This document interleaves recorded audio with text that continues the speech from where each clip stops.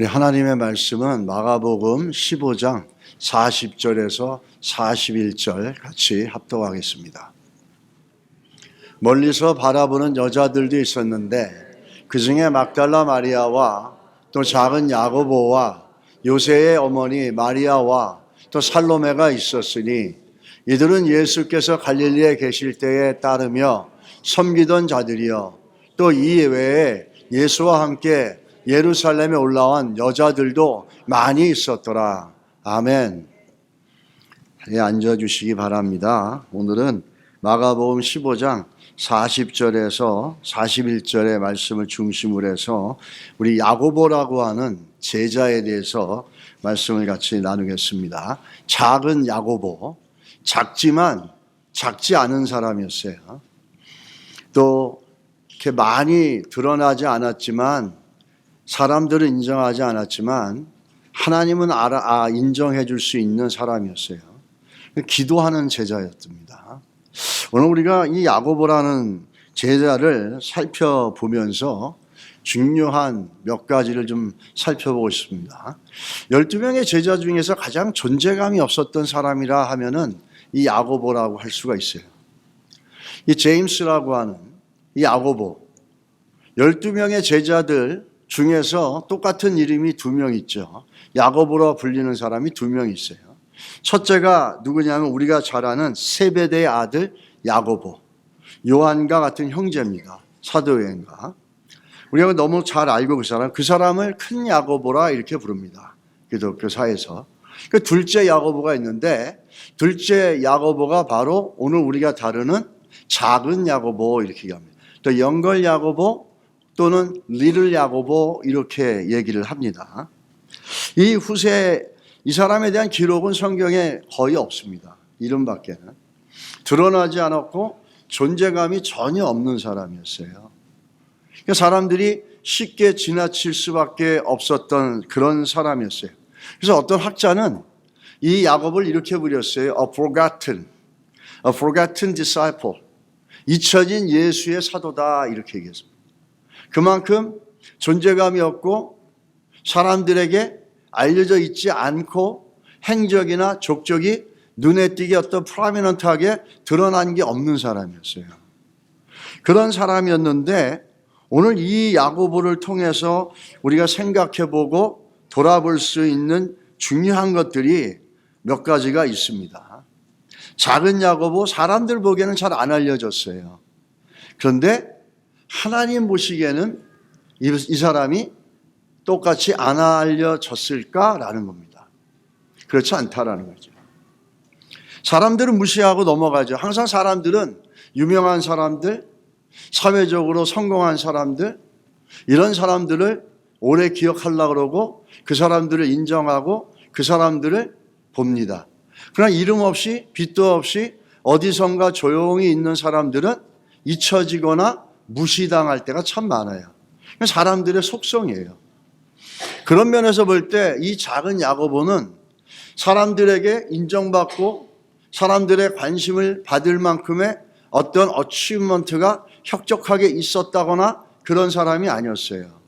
오히려 이름도 없이 빚도 없이 조용히 오직했으면 이 사람을 잊혀진 제자다 이렇게 얘기를 하겠습니까? 그 정도로 아무 존재감이 없이 조용히 뒤에서 있었던 사람이에요. 근데 여기에 우리가 살펴볼 것들이 있다라는 거죠. 보이지 않는 곳에 사람들을 알아주고 이 조용히 뒤에서 헌신하는 사람들은 몰라도 하나님은 아신다는 거예요. 이게 신앙입니다.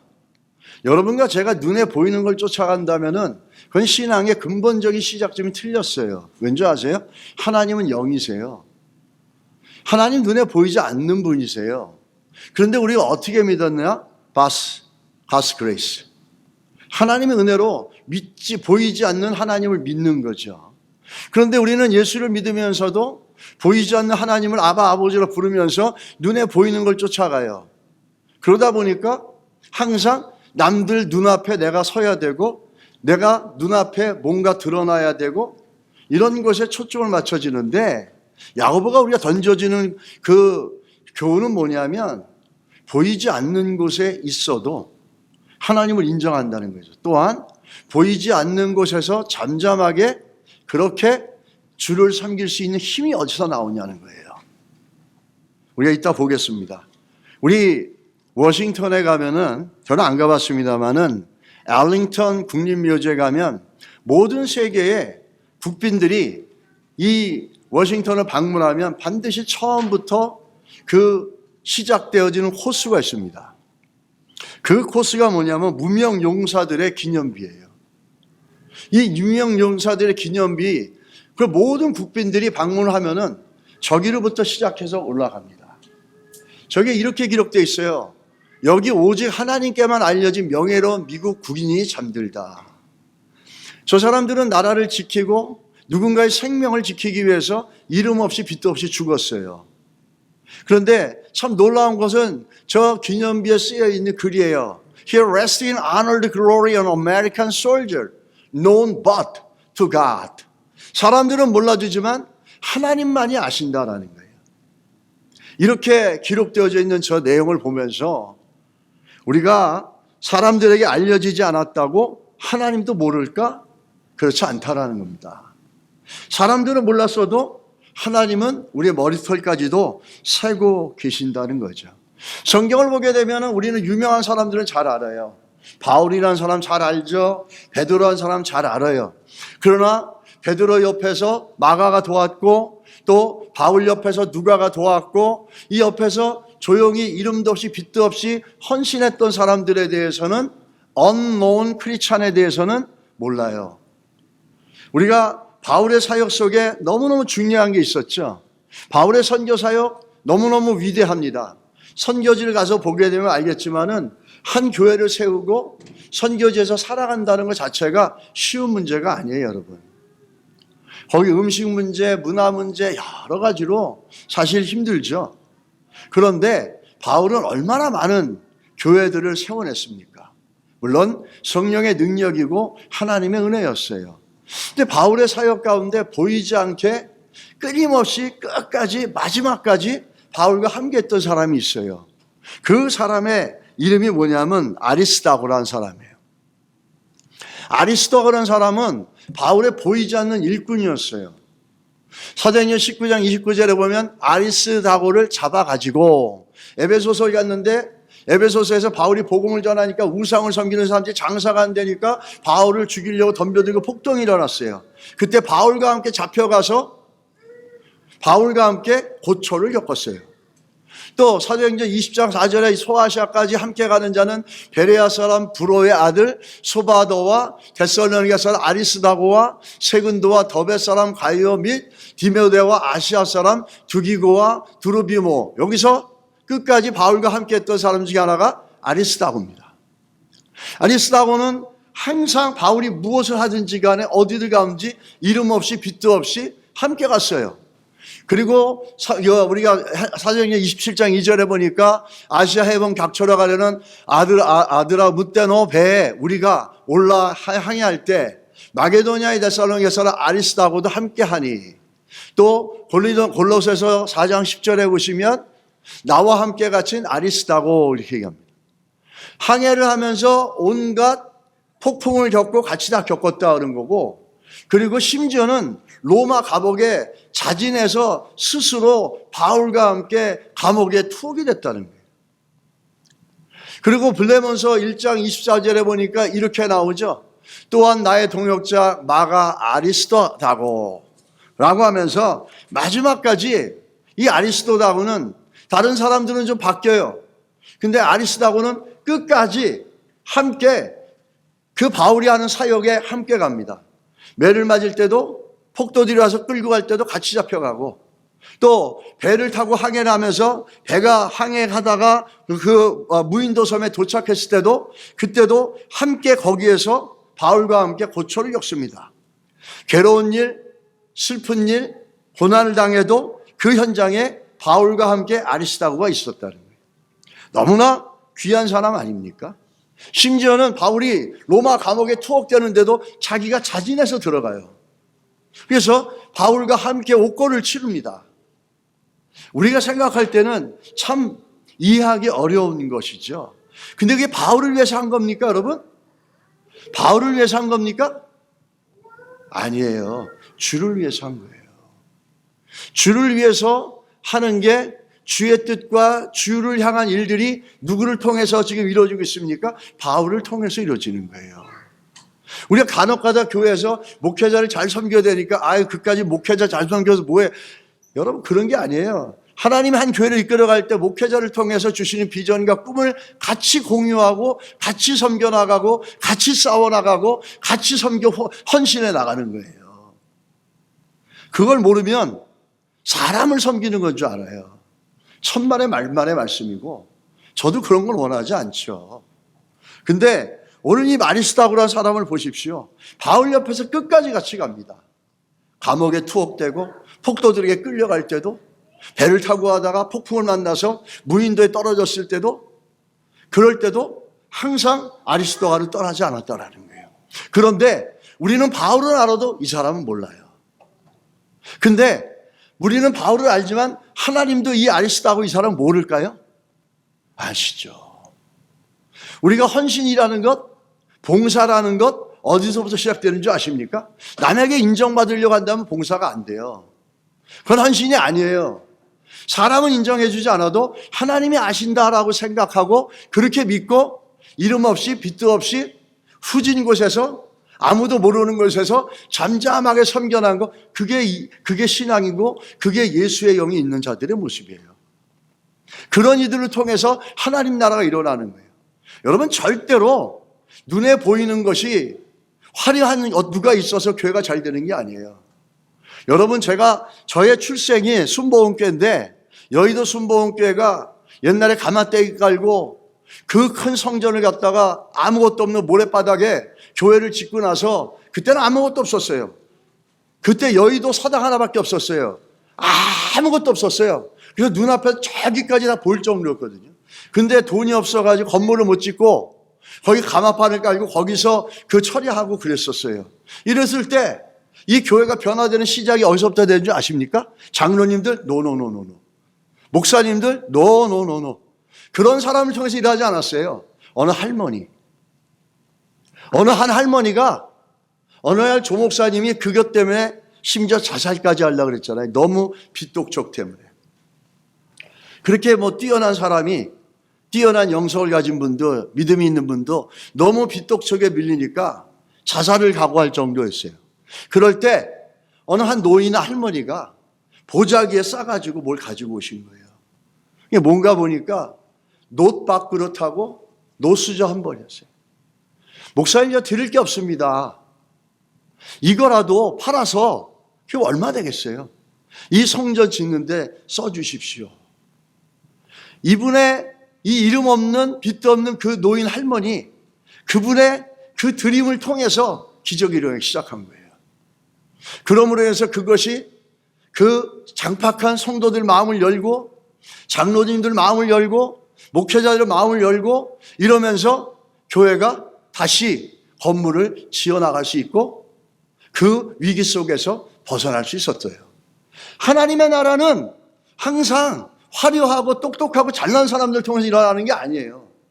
이름 없이 빚도 없이 어디선가 눈물 뿌려서 기도하고 주를 위해서 교회를 위해서 헌신해 나가는 그런 사람들을 통해서 하나님 나라가 일어나는 거예요.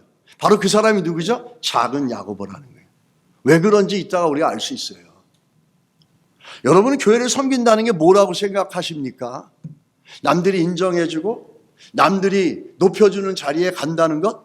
The place where people can recognize you? 그때부터 그건 헌신이 아니에요. 그때부터 그건 섬김이 아니에요. 그건 바리새인들이 하는 거예요. 바리새인들은 회당에 가도 길거리 가도 사람들에게 인정받으려고 기도하는 척 이러면서 다녔던 사람들이잖아요. 근데 예수의 영이 있다면 우리는 높은 자리보다 낮은 자리로 가야 되는 것이 우리의 시작점입니다. 이 아리스도라는 사람이 그런데 바울은 뭐라고 해서 우리 성도가 기억해야 될 것들 중에 한 가지가 이겁니다. 마태복음 6장 9절에 한번 보시면 같이 한번 읽겠습니다. 그러므로 너희는 이렇게 기도하라. 하늘에 계신 우리 아버지여 이름이 거룩히 여김을 받으시오며. 우리가 기억할 게 있어요. 예수님이 기도를 가르치셨어요. 예수님은 우리에게 조직신학을 가르치거나 성경 배경사를 가르치거나 그런 걸 가르치지 않으셨어요. 예수님은 철학을 가르치지 않았어요. 인류 인본학을 엔트로폴로지를 가르치지도 않았어요. 유일하게 가르친 게 뭐냐면 기도예요. 기도하는 걸 가르쳤어요. 왜? 기도는 대화잖아요. 우리가 대화하는 걸 못하면은 그때부터 많은 문제가 생기잖아요. 근데 그 기도의 첫 번째가 뭔지 아세요? 우리가 읽었던 거예요. 너희는 이렇게 기도하라. 하늘에 계신 우리 아버지의 이름이 거룩히 여김을 받으시며. 기도하라 첫 번째 그게 뭡니까? 하나님의 이름이 높임 받으라는 거예요. 하나님의 이름이 먼저 높임 받고 거룩히 여김을 받아야 된다는 거예요. 이게 기도의 시작이에요. 우리 신앙의 시작도 기도와 내가 가지고 있는 신앙은요, 뛸래야 뛸 수가 없어요. 우리는 기도 따로 믿음 따로, 기도 따로 내 삶 따로, 기도 따로 신앙 아니에요. 기도하는 거 보면 그 사람의 신앙이 나와요. 오늘 예수님이 얘기한 게 저거거든요. 너희들이 어떤 신앙을 가져야 되느냐는 바로 이 기도 속에 반영돼야 된다는 거예요. 너희들이 어떤 신앙을 가지고 있느냐가 reflected in the prayer. 기도 속에 반영이 돼야 된다는 거예요. 그게 첫 번째가 뭐죠? 내 이름을 드러내는 게 아니라 하나님의 이름을 드러내는 거예요. 이런 건 아멘 하셔야 되는 거예요. 아멘이십니까? 내 이름을 드러내고 사는 것, 이게 아니라는 거예요. 하나님의 이름을 드러내는 거예요. 나는 죽고 예수가 드러나는 거예요. 내 이름은 없어지고 하나님의 존귀함만 드러나는 거죠. 그러니까 뭘 하더라도 내가 했어가 아니라 주의 은혜였어. 뭘 해놨어도 이게 내가 이렇게 한 게 아니라 하나님의 은혜야. 아니면은 자신이 없으면 그 자리에서 빠지세요. 그런 칭찬 듣다가 우리 영혼이 점점 닫혀버립니다. 어떻게 닫혀버려요? 하나님의 이름으로 살려고 그러다가 내 이름을 드러내는 삶을 바뀐다는 거예요. 신앙은 뭐냐? 시프팅이 돼야 돼요. From my name to God's name. From my glory to God's glory. 이걸로 바뀌는 거예요. 그게 기도 주기도문의 시작이에요. 그게 우리 신앙의 시작이 돼야 되는 거예요. 성경을 읽으세요. 성경을 모르면은 예배라도 열심히 나와서 성경을 들으세요. 예수 믿으면서 생각하는 거나 믿음의 내용은 성경하고 전부 달라. 예? 이거는 우리는 우리 신앙에 대해서 스스로가 모독하는 거예요. 이거는. 내가 예수를 믿으면 성경대로 생각하고 성경이 얘기하는 믿음이 뭔지를 알아야 될 거 아니에요. 첫 번째가 뭐냐? 내 이름이 아니라 하나님의 이름을 드러내는 거예요. 아멘이십니까? 범사에 하나님의 이름을 드러내시고 나는 죽어야 돼요. 오히려 나를 죽게 만들고 내가 드러나지 않는 인생을 살거나 내가 드러나지 않는 삶을 사는 거, 그건 너무 감사한 거예요. 저는 자랑할 게 없어요. 왜? 흑수저 출신이니까 아무리 열심히 해도 인정도 안 해줘. 처음에는 열받았어요. 근데 나중에 보니까 이게 너무 감사한 거야. 괜히 내 존귀함 받고 내 영광 받아가지고 나중에 저 지옥으로 떨어지면 어떡하냐? 그냥 오히려 나 인정 안 해줘도 괜찮아. 하나님만 드러나면 되는 거지, 나를 통해서. 그렇게 살면 되는 거지. 그래서 이 금수저가 그리스도 안에서는 정말 신앙생활하기 힘듭니다. 왜? 나를 드러내고 싶으니까. 그러나 흑수저들은 오히려 반대로 좋아요. 드러낼 게 없으니까. 역설적인 얘기인데, 그러면서 바울이 뭐라 그런지 아십니까? 오늘 같이 한번 보게요. 고린도후서 6장 9절에 보면 바울은 야고보와 같이 이름 없는 일꾼들을 이렇게 얘기합니다. 고린도후서 6장 9절, 무명한 자 같으나 유명한 자요. 죽은 자 같으나 보라, 우리가 살아있고 징계를 받는 자 같으나 죽임을 당하지 아니하고, 소리 없이 십자가 지고 소리 없이 자기는 십자가에 죽고 그리스도를 드러내는 그 소리 없고 빛도 없는 인생들, 사람들이 볼 때 뭐죠? 무명한 자 같아. 근데 하나님이 볼 때 어떻게 하죠? 유명한 자라는 거예요. 우리 신앙이 눈에 보이는 것들을 쫓아가는 것보다 눈에 보이지 않지만 살아계신 하나님이 오늘도 우리를 보고 계시고 알고 있다라는 이 고백. 그 고백이 있다면 우리는 높은 자리, 인정받는 자리, 칭찬받는 자리를 찾아가는 게 아니라 야고보처럼 저 낮은 곳으로 내려가야 될지 믿습니다. 그게 우리 안에 주님께서 말씀하시는 거잖아요. 작은 야고보밭이 보이지 않지만 이 사람은 사람들이 올 때 무명한 사람이야. 그런데 하나님 볼 때 유명한 사람이야. 사람들이 볼 때는 우리 어떤 사람 징계를 받는 것 같지만 진짜 살아있는 사람이야. 죽임을 당하는 것 같지만 정말로 살아있는 사람이야. 왜 바울이 이렇게 얘기를 했을까요? 고린도 교회 성도들 때문에. 고린도 교회 성도들은 자기가 다 왕 같은 성도라 그래요. 그래서 바울은 고린도 교회 성도를 뭐라고 하냐면 왕 같은 성도. 늘 자기가 중심이 돼야 되고 자기가 영광받아야 되고 자기가 존경받고 자기가 왕처럼 행동하고 사람들이 다 자기를 서포트해주고 섬겨주고 이래야 되는 그런 신앙을 가진 고린도 사람들이에요. 그러다 보니까 바울이 너희들은 왕 같은 성도라는 거죠. 왕은 누구밖에 없습니까? 예수 그리스도. 근데 너희들이 예수님 자리에 들어가서 왕처럼 산다는 거죠. 그런 사람들이 있으니까 너희들 똑바로 알아라. 정말 너희가 유명한 자가 되고 있고 너희가 정말로 신앙인이라면 무명한 자 같으나 유명한 자가 되는 그 자리에 서야 된다 이거죠. 사람들의 인정받지 말고 하나님의 인정을 받으라는 얘기예요. 그러니까 우리의 신앙의 목표가 뭐가 되냐면 사람들의 인정을 받으려고 하지 말고 하나님의 인정을 받으려고 해야 된다는 거예요.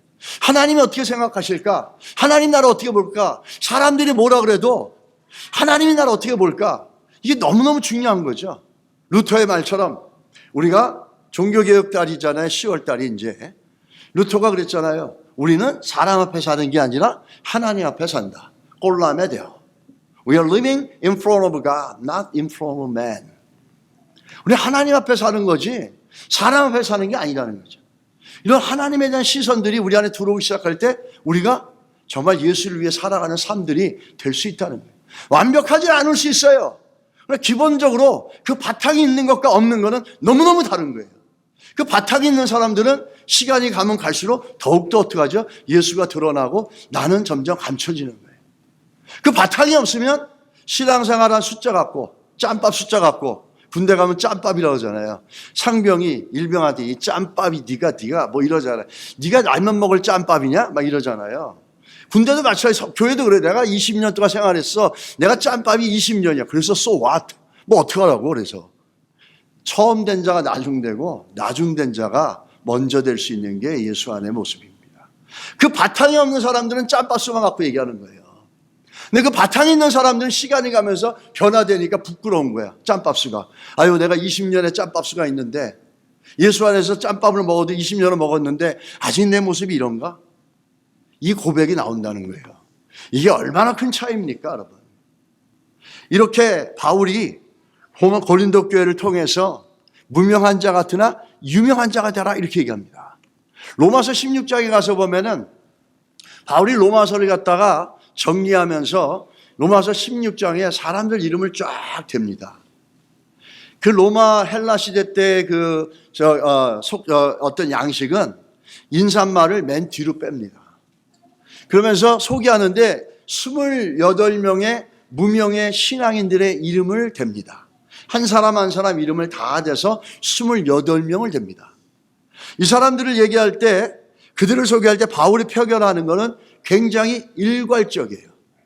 첫 번째 뭐냐면 주 안에서 수고한 누구누구, 우리의 동역자 누구누구, 내 목숨을 위하여 자기 목을 내어놓은 사람 누구누구, 주 안에서 사랑하는 누구누구. 아마 여러분과 제가 로마서를 달달달 외우지 않는 이상은 28명의 이름을 다 아는 사람 없을 거예요. 그래서 바울이 이 사람들의 이름을 거명하고 하나하나 거명하는 것은 첫 번째 무슨 의미가 있습니까? 이 이름 없이 빚도 없이 수고한 사람들 때문에 내가 있다라는 거예요. 이름 없이 수고한 사람 때문에 내가 사역을 할 수 있었다라는 거예요. 이게 공동체의 중요성이에요. 믿음의 공동체의 중요성이에요. 그리고 이 사람들이 있었기 때문에 오늘 내가 너희들에게 이렇게 복음을 전하면서 알릴 수 있는데 이 사람들, 이름 없이 수고한 이 사람들 너희들 기억해라 이거예요. 또 이 말은 무슨 말입니까? 사람들 너희들은 기억 못하고 나만 기억하지만 하나님은 이 unknown people에 대해서 그분은 아신다는 거예요. 내가 알고 있는데 하나님이 왜 모르겠냐라는 거죠. 바울이 그 얘기를 하는 거예요. 그러면서 로마서가 마무리가 되는 거죠. 28명의 이름을 다 하나하나 얘기합니다. 그 중에서 로마서 16장 12절에 보면 특별히 사람의 이름을 얘기하면서 얘기하죠. 주 안에서 수고한 브로베나와 드로보사에게 무한하라. 주 안에서 많이 수고하고 사랑하는 버시에게 무난하라. 왜 바울이 이들을 기억해달라고 그랬습니까? 왜 바울이 이들의 이름을 얘기했습니까? 저 사람들 봐라. 열심히 살았어. 자기 인생을 위해서 열심히 살았어. 열심히 살아 성공했어. 그래서 판검사가 됐어. 그래서 큰 병원의 원장이 됐어. 저 사람이 뭐 어디 유명한 대학 교수가 됐어. 총장이 됐어. 이것 때문에 이 사람들을 자랑하라 얘기하는 겁니까? 자기 인생을 잘 살았다. 열심히 살았다. 성공했다. 대단한 사람이다. 이게 얘기입니까? 아니에요. 주 안에서 수고했더라. 주 안에서 사람들이 알아주든 안 알아주든 수고했다라는 거예요. 너희들이 나만 기억하는데 이들의 눈물과 피가 있었고 헌신이 있었기 때문에 나 바울이 있었다라는 거예요. 이게 바울이 28명의 이름을 거론하지만 이게 사실은 뭐죠? 교회가 돼야 되는 거예요. 교회 성도들이 돼야 되는 거죠. 이름도 없이 빛도 없이 수고한 성도들이 교회를 세워가는 거예요. 여러분, 교회가 큰 교회가 있잖아요. 그러면 거기 있는 성도들이 다 그 교회를 위해서 수고하는 줄 아세요? 절대 안 그래요. 100명 있으면 거기에 많아야 10%고 5% 정도예요. 우리 교회도 마찬가지예요, 여러분. 우리 교회는 뭐 작지만은 그 작은 데서도 정말 교회를 위해서 같이 고민하고 같이 기도하고 같이 울고 같이 아파하는 사람들은 정말 한두 가정이에요. 우리 여러분은 어디에 속하고 싶으십니까? 넓은 길로 가서 편하게 신앙생활 하실 분들은 오늘 이 설교를 들을 필요가 없죠. 그러나 조금 나를 돌아보며 나를 성찰하면서 내가 더 헌신하고 내가 더 보이지 않는 곳에서 주를 위해서 헌신하고 수고하겠다는 마음이 있는 사람들, 이런 분들에게는 오늘 이 말씀을 통해서 더 성장하고 더 자라나가는 역사가 있을 줄 믿습니다. 이렇게 바울이 얘기하는 거죠. 주 안에서 수고한 거예요. 주 안에서 남들 모르게 수고하고 헌신한 걸 갖고 얘기하는 거예요. 이 사람이 성공했다? 자기 인생을 위해서 열심히 살았다. 돈을 많이 벌었다? 사업을 했는데 정말 엄청난 사업을 했다? 바울의 자랑은 그게 아니야. 그건 어차피 시간 가면 다 죽어요. 없어져요. 시간 가면 영원한 건 없습니다. 영원한 건 뭐죠? 예수 그리스도밖에 없어요. 우리가 이 땅 가운데 남들이 알아주지 않아도 영원히 남을 수 있는 게 뭐죠? 예수 그리스도, 그를 위해서 수고하고 헌신하고 눈물 흘리고 땀 흘리고 피눈물 흘렸던 흔적들이에요. 그건 하나님이 영원히 기록합니다. 우리가 천국에 갈 때든지 아니면 이 땅에서든지 주께서 그거 아시고 우리들을 위로하시고 새 힘으로 채워주시는 역사가 일어날 줄 믿습니다. 이들이 없었다면 바울도 존재하지 않아요. 오늘날에는 저 찬양이 하나 있는데 제가 잊어버렸는데 무슨 찬양이냐면 여러분들 잘 아는 찬양이에요. 이 세상 사람 날 몰라줘도. 제가 오늘 찬양 하려는데 안 하고 제가 그냥 가사만 얘기하겠습니다. 이 세상 사람 날 몰라줘도, 이 세상 사람 날 몰라줘도, 이 세상 사람 날 몰라 뒤돌아보지 않겠네. 세상 등지고 십자가 보내, 세상 등지고 십자가 보내. 이게 기본적이고 너무 간단한 찬양이지만 여기에 우리의 신앙의 엑기스가 다 들어있어요. 이 세상 사람 날 몰라줘도 어떻게 한다고요? 나는 십자가 지고 뒤돌아보지 않는다는 거예요. 사람 세상 부러워하지 않는다는 거예요. 사람들 인정 안 해도 상관없다라는 거예요. 우리가 그냥 맨날 불렀던 찬양이 어릴 때부터. 근데 여기에 핵심이 있어요. 우리는 이 고백이 어떤 것인지 모르고 그냥 따라 부를 때가 많았잖아요. 오늘 그 작은 야고보를 통해서 이 찬양이 우리에게 던지는 의미를 새롭게 좀 우리가 알아갈 수 있게 되기를 주의 이름으로 축원합니다. 이 작은 야고보는 어떤 사람이었냐면 한마디로 얘기하면 말은 적게 하고 기도는 많이 했어요. 유세비우스라는 역사가가 이 야고보에 대해서 평가를 했는데 그는 한때 훌륭한 애국자였다. 맞습니다. 그는 한때 정치 어떤 발에 들어가서 정말 극렬한 열심당원이었어요. 그러나 후일에 매우 훌륭한 그리스도인이 되었다. 그는 말이 적고 자기 수양에 누구보다도 힘썼던 제자였다. 12제자 중에 가장 많이 기도를 한 사람이었다. 이렇게 나옵니다. 자, 그렇다면 이 야고보가 이름도 없이 빚도 없이 조용히 섬기면서 했던 힘이 어디서 나온다는 거죠? 기도에서 나온다는 거예요. 늘 얘기하지만 그 마더 테레사가 쓴 책이 있어요. 모든 것은 기도로부터 시작된다. 기도하지 않는 자는 섬길 수 없다. 하지 않는 자는 희생할 수 없다. 기도하지 않는 자는 하나님의 영광을 드러낼 수 없다. 오늘 보십시오. 그 야고보의 삶을 정리하면 세 가지로 정리했어요. 그는 말이 적었다. He man of silence. 두 번째, 자기 수양에 힘썼다. 이게 뭐죠? 자기를 드러내지 않는다는 거예요. self discipline이라는 말이에요. 자기를 드러내지 않았다는 거예요.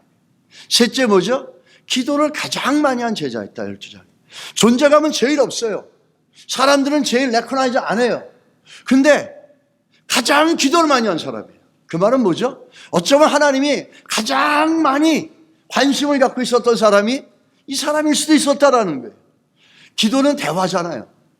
자기랑 대화를 가장 많이 하는 사람은 그 사람은 치매가 걸려도 기억하잖아요. 이 사람은 야고보는 사람들이 볼 때는 가장 존재감이 없었어요. 맨날 뒤에서 조용히 있으니까, 조용히 섬기니까. 근데 기도는 가장 많이 했어. 하나님이 누구를 기억할까?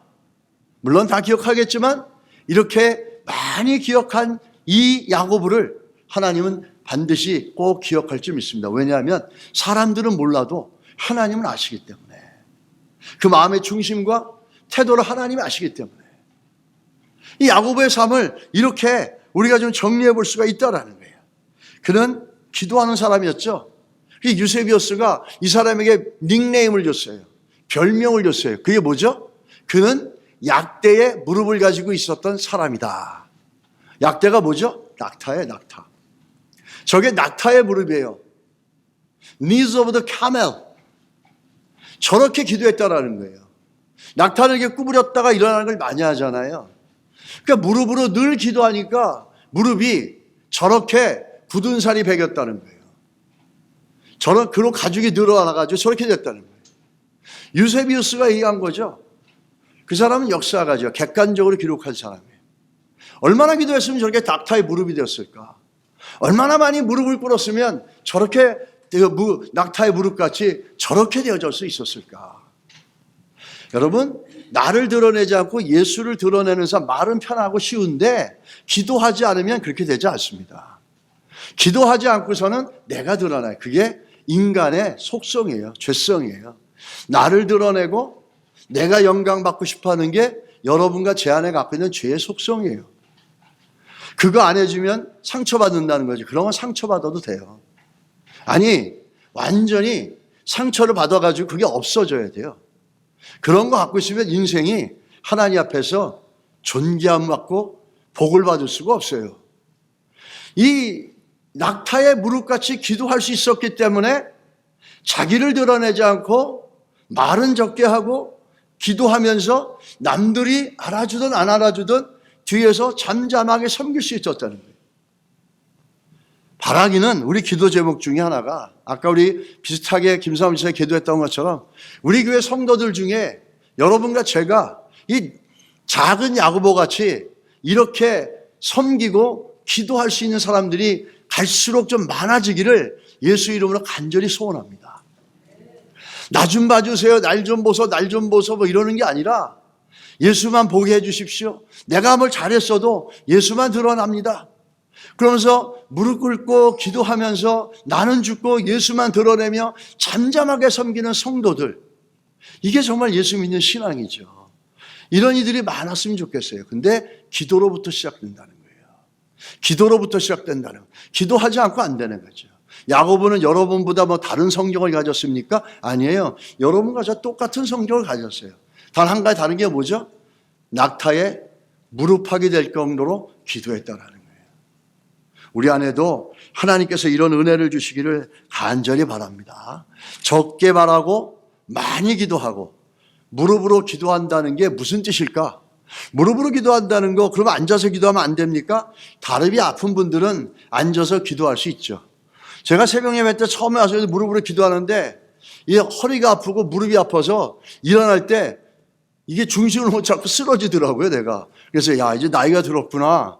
지금은 많이 괜찮아졌는데 그러다 보니까 의자에 앉아서 기도하는데 가끔 가다 마음에 죄책감이 생겨요. 아, 이제 괜찮아졌으면 무릎 꿇고 기도해라. 그러면 좀 마음이 더 겸손해지지 않겠냐? 그런 생각이 드는데 사실 그렇습니다. 무릎을 꿇을 때 정말 마음이 겸손해져요. 우리가 의자에서 기도하면 안 되냐 그런 의미가 아니에요. 다리 아프시면 기도할 수 있어요. 근데 이 무릎으로 기도한다는 건 뭐냐? 우리 태도를 얘기하는 겁니다. 하나님 앞에 자신을 겸손하게 낮추는 태도를 얘기하는 거예요. 물론 무릎을 꿇고 기도하면서도 날 좀 보소 날 좀 보소 나 이렇게 겸손하게 기도한다. 그거는 무릎으로 기도하는 게 아니죠. 근데 무릎으로 기도한다는 1차적인 어떤 주민은 뭐냐면 하나님 앞에 정말 낮춰서 겸손하게 기도하겠다는 태도가 그 행동 속에 배어져 있다라는 거예요.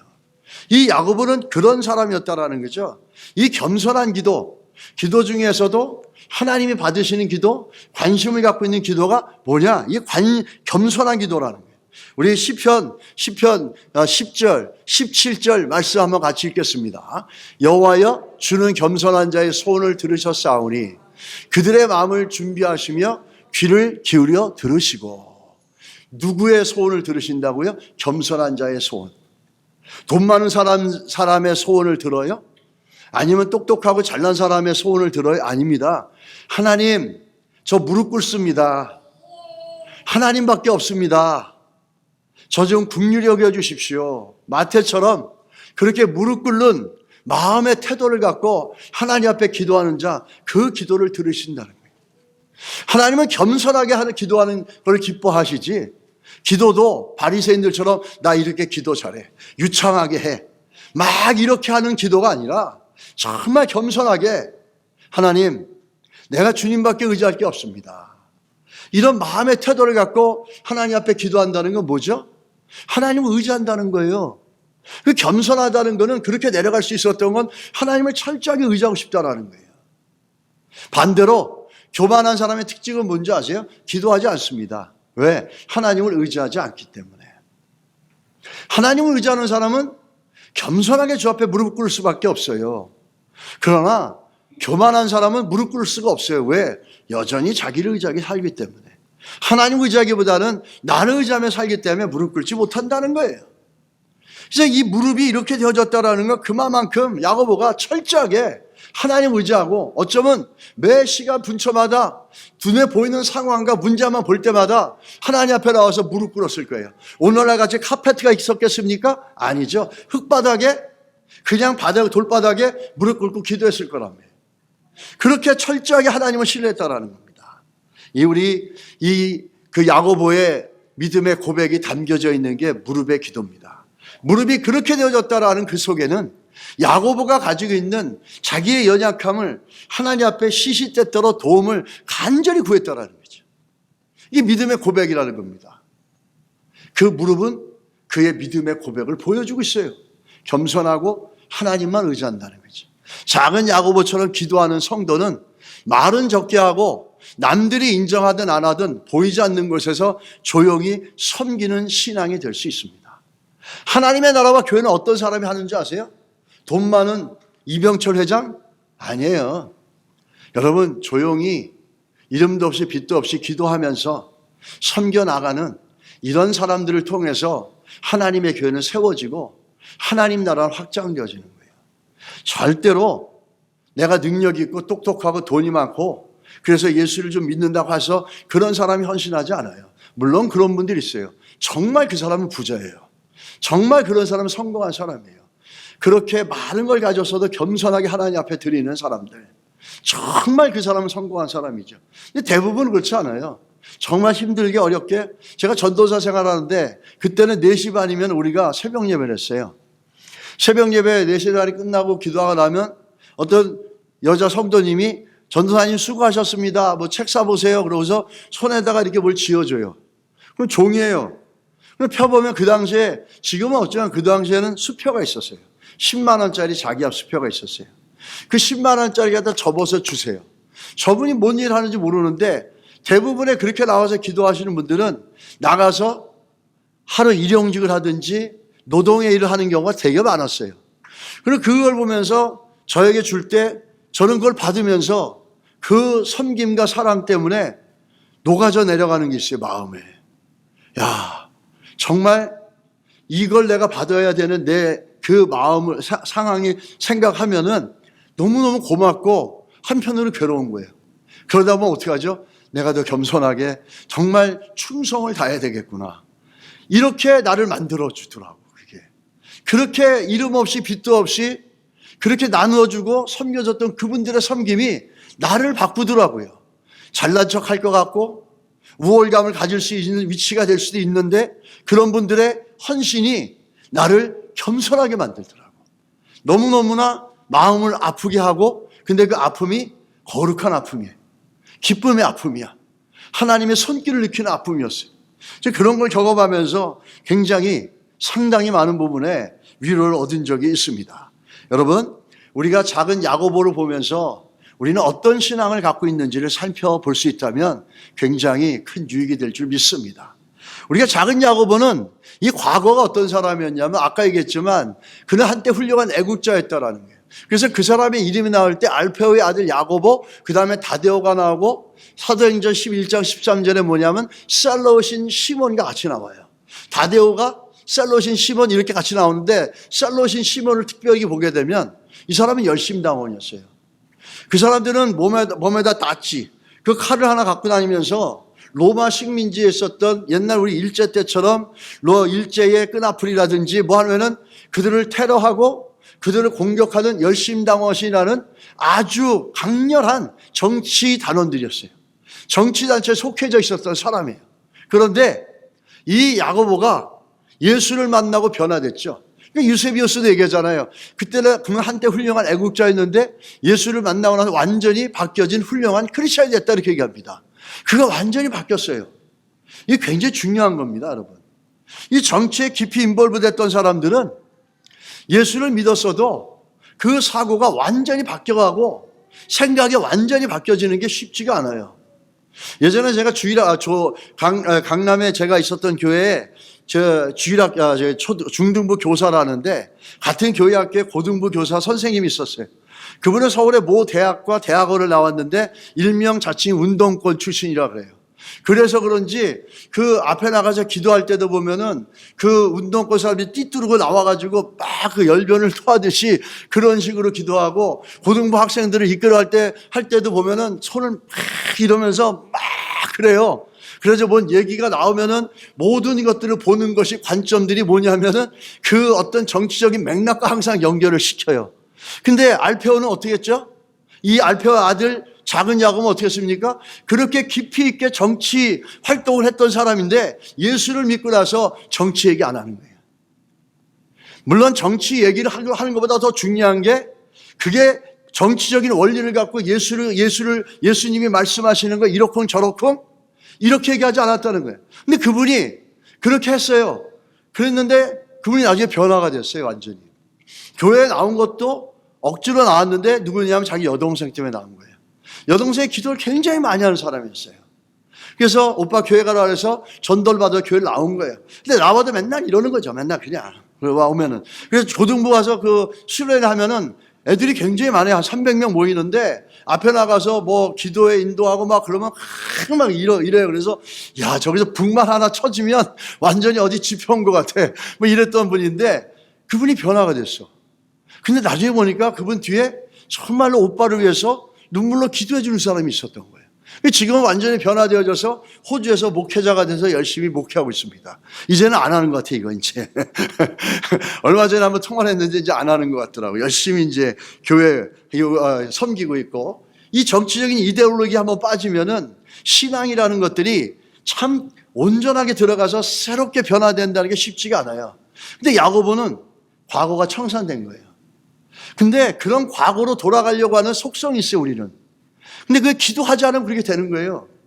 이 죄의 속성이 뭔지 아세요? 과거로 회개하려고 그래요. 내가 이 세상에서 즐겁고 재밌게 살던 데로 돌아가려고 그래요. 그래서 이스라엘 백성들이 입만 열면 뭐 하는 줄 아세요? 애굽으로 돌아가자, 애굽으로 돌아가자 막 그러는 거예요. 저 지도자를 바꿔버려라.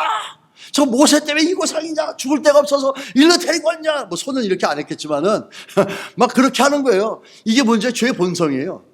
죄의 본성은 옛날에 되짚고 즐거울 때 돌아가려고 그러는 거예요. 세상의 환락과 즐거움과 그로 돌아가려는 거예요. 막 맨날 유흥업소 가고 나이트클럽 갔던 사람들은 신학교 와서 신학생이 되더라도요, 밤마다 가. 그리고 와서 회개해. 이게 죄의 본능이에요. 근데 그거를 갖다 끊어내려면 뭐 하죠? 기도해야 된다는 거예요. 기도하지 않으면 우리 돌아가요. 여러분과 저도 마찬가지예요. 저 신학교 때 그런 사람이 있었어요. 그 권투 선수 출신인데 맨날 나와서 씩씩거리고 그래요. 뭐 그렇게 맨날 공기 빠진 소리 나가지 뭔 소리가 보면 나가보면 혼자서 씩씩씩 막 이러는 거예요. 왜 저러는지 모르겠어요. 옛날 그게 있는 거죠. 근데 그분도 나중에 이제 뭐 완전히 변화돼가지고 목회 잘하고 계시지만 샌드백 치듯이 또 이렇게 사람 치면 안 되잖아요, 그거. 근데 뭐 이 죄 속성들은 항상 돌아가게 하려요. 예수 믿기 전에, 내가 예수 그리스도 앞에 온전히 헌신하기 전에 내가 가지고 있는 죄의 속성들, 아니 야고보 같이 정치에 인volved 되지 않았어도 여러분, 우리가 갖고 있는 죄의 속성이 있어요. 늘 즐겁고 유익하고 육체가 즐거운 데로 돌아가고 내 자아가 얘기하는 데로 들어가고 싶어하는 거, 이게 죄의 본성이에요. 회개의 본능이 있다는 거예요. 그래서 기도해야 된다는 거죠. 기도하지 않으면 우린 돌아갈 수밖에 없어요. 새벽 예배들 열심히 나와서 기도 좀 하십시오. 마지막으로 좀 정리하면 이 작은 야곱은 어떻게 이런 신앙을 살 수 있었느냐라는 거예요. 말은 적게 하고 보이지 않는 곳에 그렇게 섬기고 낙타의 무릎이 되도록 기도하는 것, 누구에게 배웠냐라는 거예요. 이게 누구에게 영향을 받았냐라는 거죠. 우리가 한번 말씀을 같이 한번 볼까요?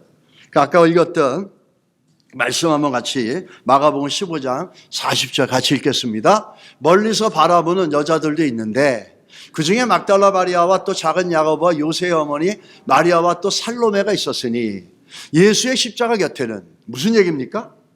예수님이 십자가에 달릴 때 남자 제자들은 다 도망갔어요. 근데 3명의 여자만 거기 있었어요.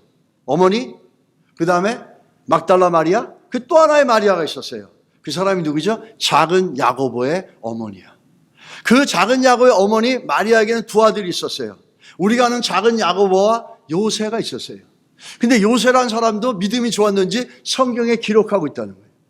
예수님의 십자가에 달리기까지 마지막까지 쫓아갔다라는 것은 그 어머니의 신앙이 어떠한지를 보여주고 있다라는 거예요. 쫓겨가다가 매를 맞을 수도 있고 핍박을 받을 수도 있잖아요. 그거 무서워서 제자들은 다 도망갔는데 이 어머니는 끝까지 예수 그리스도가 십자가에 달릴 때까지 끝까지 갔다라는 거예요. 우리는 여기서 계승할 수가 있는 거예요. 이 2 아들 요새와 작은 야고보가 누구에게 이런 영향을 받았나? 어떻게 이런 신앙이 형성될 수 있었는가? 그건 좋은 영향을 받아야 돼요. 신앙은 집에서부터 시작하는 거예요. 신앙은 부모로부터 시작되는 거예요. 교회에서 시작되는 게 아니에요. 신명기서 6장을 보세요. 그 부모로부터 시작되는 거예요. 말씀을 깨닫느냐? 그럼 가서 네 자녀들에게 가르쳐라. 말씀을 깨달았느냐? 제사장아, 성도들이 성막에 오면은 성전에 오면 가르쳐라. 이렇게 해야지 맞잖아요. 아니에요. 부모들에게 얘기합니다. 자식을 앉으나 서나 들어가나 나가나 말씀을 가르쳐라. 이렇게 얘기합니다. 부모로부터 신앙이 시작되는 거죠. 이 야고보가 이렇게 된 신앙을 갖다가 우리가 생각해 볼 때 분명히 부모로부터, 엄마로부터 그 신앙의 영향을 받을 수 있었다는 거죠. 여러분은 다 제가 부모예요. 가장 먼저 우리에게 1차적인 선교 대상이 누군지 아십니까? 우리 자녀들이에요. 우리 전도 대상이 누군지 아세요? 우리 자녀들이에요. 기도 대상이 누군지 아세요? 우리 자녀들이에요. 그래서 그들에게 기도해주고 그들을 또 우리가 믿음으로 사는 모습을 보여줘야 되는 거예요. 그래야지 그들이 우리를 통해서 신앙을 받아들이고 주를 섬길 수 있다는 거예요. 특별히 어머니의 기도, 특별히 부모님들의 기도, 너무너무 위대한 겁니다. 이 어머니의 새벽 기도라는 제가 썼는데, 여러분 한국에 예전에 어떤 게 있었냐면 서대문에 영천시장이라는 게 있었습니다. 그 영천시장은 뭐가 많았냐면 콩나물 장수들이 많기로 유명한 곳이었어요. 근데 그곳에 한 아주머니가 계셨어요. 그분은 새벽마다 콩나물통을 머리에 이고 시장에 나가는 길에 전에 교회에 와서 종을 치고 새벽 예배를 드리고 그리고 그 시장에 가서 콩나물을 파셨어요. 근데 이 아주머니의 인생의 목표는 예수 그리스도와 함께 살면서 자식들을 믿음으로 성장시키고 하나님의 귀한 일꾼으로 길러내는 게 이 어머니의 기도 제목이었어요. 그래서 그렇게 어렵지만은 그 콩나물 씨를 지고 가서 새벽종을 치고 예배를 드리고 영천시장에 가서 콩나물을 팔고 그러면서 자식들을 위해 기도한 거예요. 그래서 나중에 그 큰아들이 사업을 했는데 정말 굴지에 우리나라에서 다 알아주는 유명한 회사, 그 회사를 설립을 하게 됩니다. 그러면서 어머니가 늘 새벽에 가면서 종을 쳤던 걸 기억하면서 그 신앙을 이어받기 위해서 뭐라 그러냐면 종근당이라고 그런 거예요. 종근당 제약회사 아시죠? 그렇게 큰아들이 성공해서 그 신앙의 영향을 받아서 종근당이라고 제약회사를 만들었다는 거죠. 여러분, 여러분이 기도해 줄 수 있을 때 기도하십시오. 여러분이 자녀들을 위해서 기도해 줄 수 있을 때 기도하십시오.